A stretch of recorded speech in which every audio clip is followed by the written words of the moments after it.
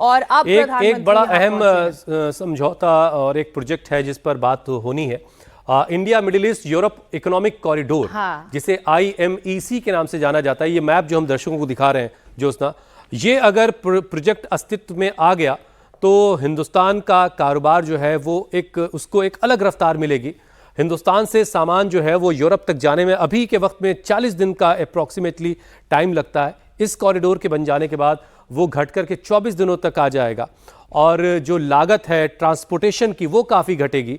और इसीलिए जो ये कॉरिडोर है India Bharat east middle east और यूरोप का ये जो कॉरिडोर है, इसको लेकर के ये एक महत्वाकांक्षी परियोजना है और इसे अगर अमल में लाया जाता है तो हमारे देश के एतबार से, कारोबारियों के एतबार से बहुत ही एक बड़ा कदम होगा।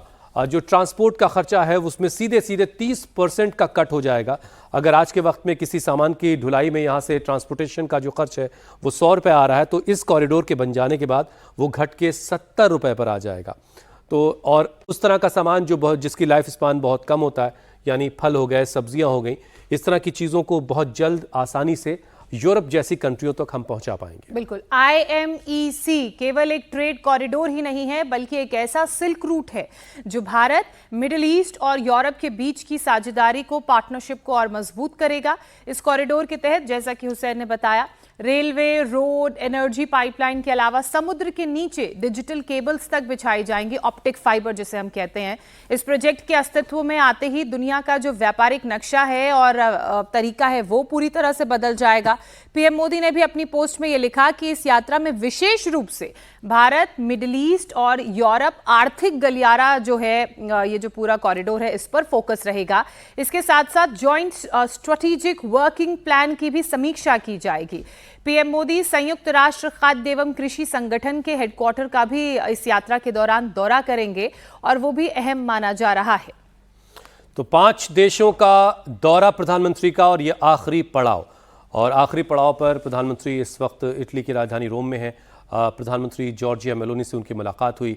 इससे पहले उनका गर्मजोशी से भारतीय मूल के लोगों ने स्वागत किया होटल में, और एयरपोर्ट पर रिसीव किया विदेश मंत्री ने, और शानदार स्वागत हुआ है। और अब प्रधानमंत्री की मुलाकात राष्ट्राध्यक्षों से होनी है।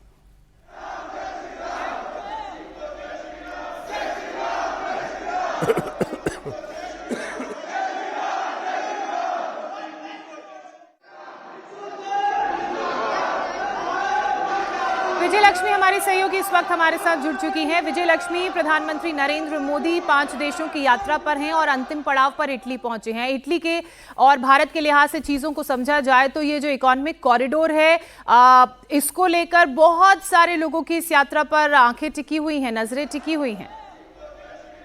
बिल्कुल, देखिए ये इसको लेकर के नजरें टिकी हुई हैं और एक माइलस्टोन भी होगा जहां तक भारत और इटली के रिश्तों की बात है। प्रधानमंत्री नरेंद्र मोदी वहां पहुंचे हैं और 2 दिवसीय इटली के दौरे पर है प्रधानमंत्री नरेंद्र मोदी। हालांकि 5 देशों का ये पूरा दौरा था और इटली को हालांकि होस्ट भी प्रधानमंत्री नरेंद्र मोदी की तरफ से किया गया आज सुबह, जिसमें उन्होंने साफ तौर पर कहा कि किस तरह से उनका वेलकम हुआ और पर्सपेक्टिव को जो है उन्होंने आपस में एक्सचेंज किया। तो काफी सारी चीजें हैं जो इस पूरी मुलाकात, इस पूरे दौरे के दौरान भारत और इटली के संबंधों से लेकर के बाकी जो कॉरिडोर और बाकी तमाम चीजों पर भी इस दौरे में अहम चीजों पर डिस्कशन होगा और काफी बड़े आउटकम की उम्मीद जो है वो इस तरीके से की जा रही है।